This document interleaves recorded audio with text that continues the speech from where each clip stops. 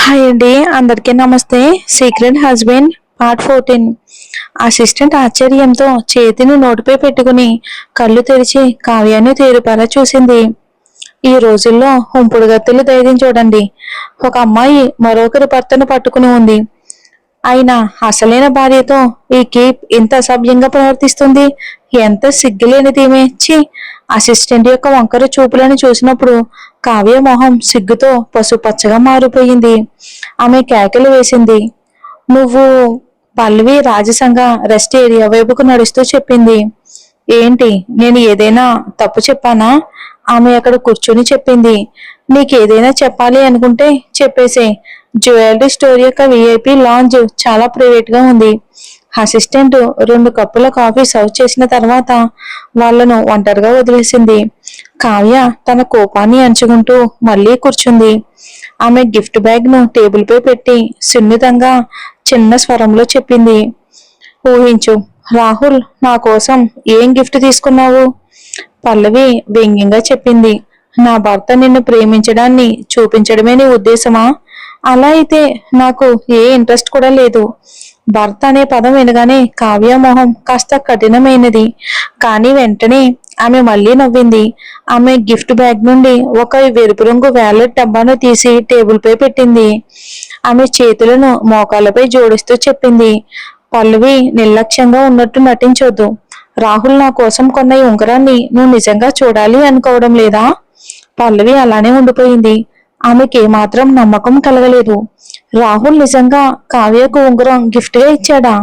పల్లవి సమాధానం ఇవ్వకపోయినా కావ్య ఉంగరాన్ని తీసి సున్నితంగా తన వేలికి తొడిగింది.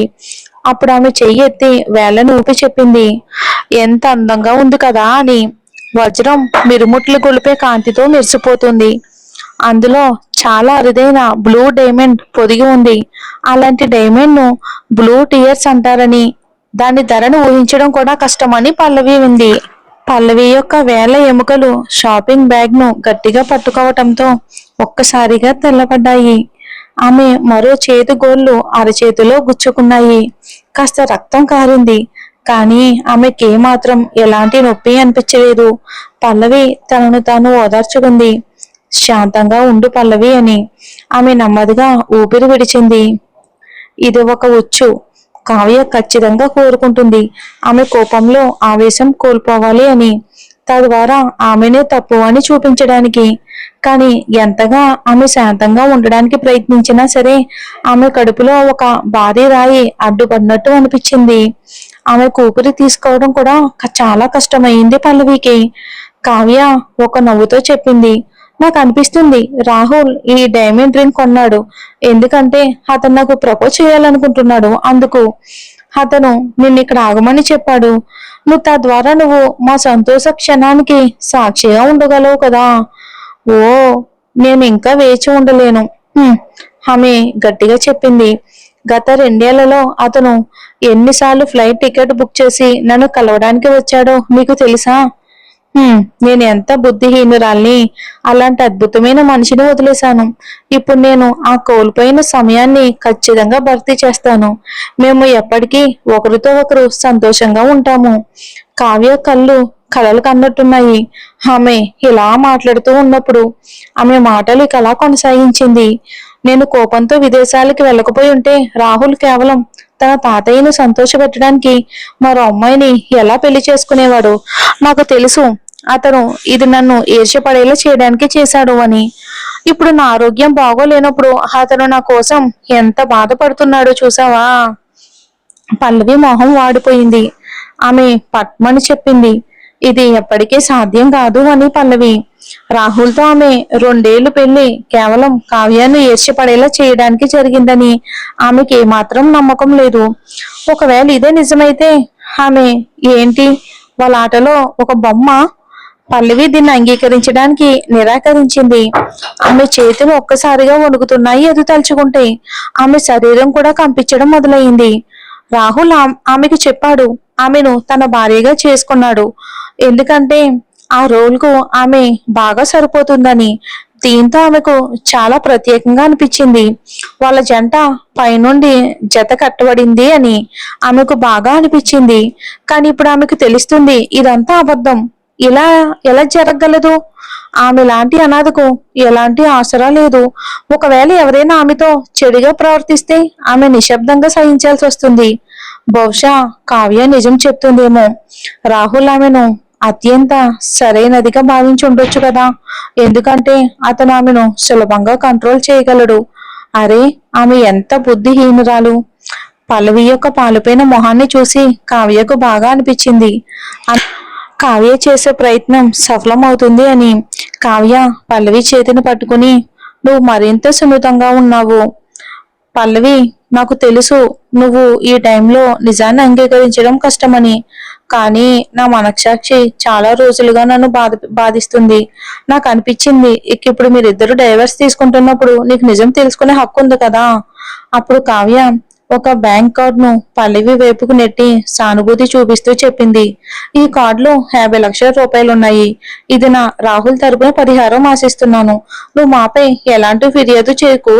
రాహుల్ కుటుంబంతో సంబంధించిన ప్రతి విషయాన్ని కూడా నువ్వు మర్చిపోవు, సరేనా? ఇది పల్లవికి కావ్య చెప్పింది ఒక చెంపదెబ్బ కంటే తక్కువేమీ కాదు. పల్లవి ఒప్పుకోలేకపోయింది కావ్య ఆమెను ఓడించింది అని. కానీ ఈ ఆట మొదటి నుండి ఆమెకు వ్యతిరేకంగా సెట్ చేసింది.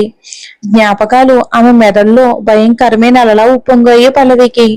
గత 2 సంవత్సరాలలో రాహుల్ చాలాసార్లు ఫ్లైట్ తీసుకుని బిజినెస్ ట్రిప్లకు వెళ్ళాడు.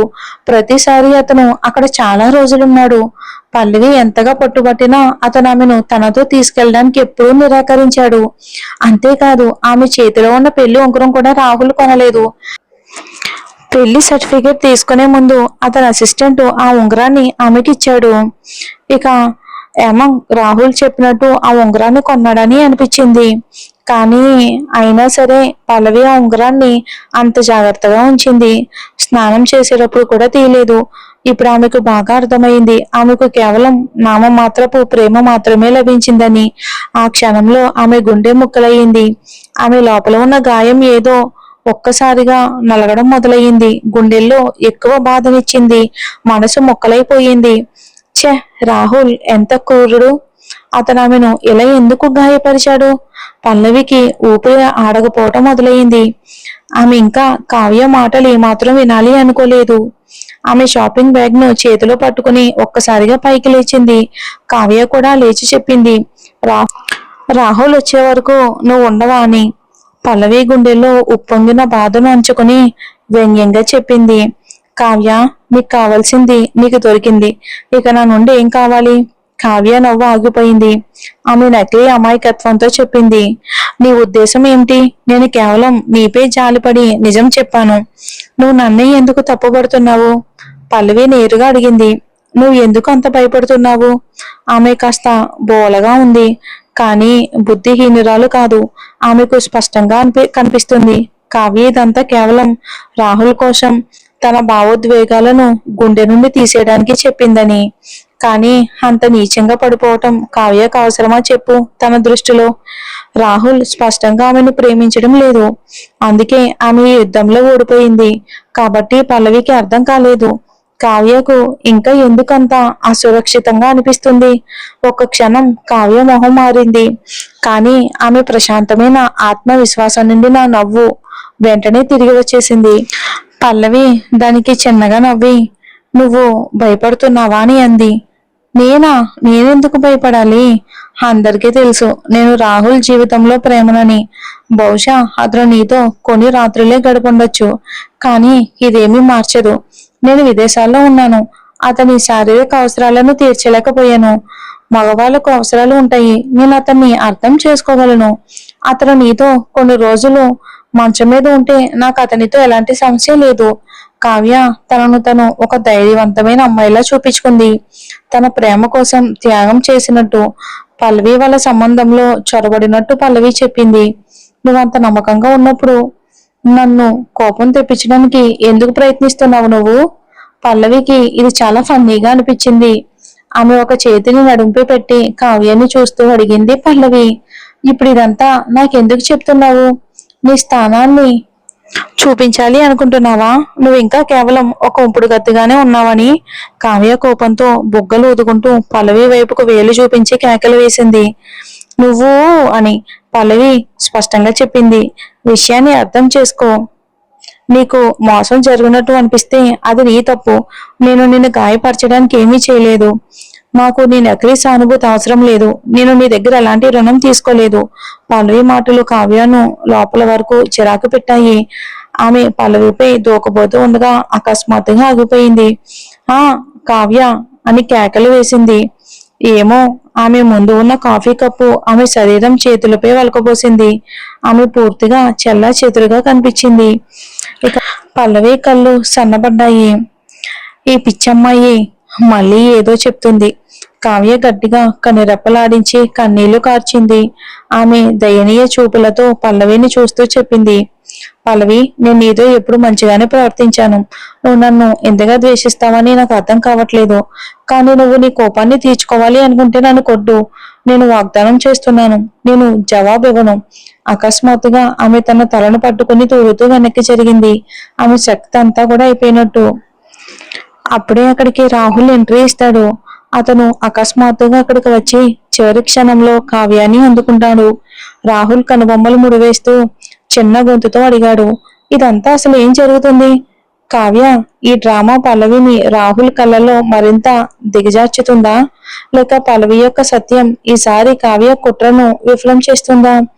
రాహుల్ కావ్య మాటలను నమ్ముతాడా, లేక పల్లవి యొక్క కఠినమైన ప్రేమలో అతని గుండె మళ్ళీ మునిగిపోతుందా?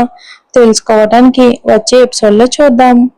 మరి ఈ స్టోరీ కొంచెం డిఫరెంట్ గానే ఉంటుందండి. పదాలు కూడా, అంటే స్టోరీ విన్నప్పుడు ఇంకా మనకి కొన్ని తెలుగు పదాలు అర్థమవుతాయని అనుకుంటున్నా. చూద్దాం, నార్మల్ గా చెప్పడానికి ట్రై చేస్తున్నాను. ఇక ముందు ముందు ఇంకా నార్మల్ గానే ఉంటుందండి. స్టార్టింగ్ కదా. Thanks for watching. ఇది నేనేం చేయలేనండి, ఆల్రెడీ రాసిన స్టోరీ కదా, సో నేను మార్చడానికి ట్రై చేస్తున్నాను.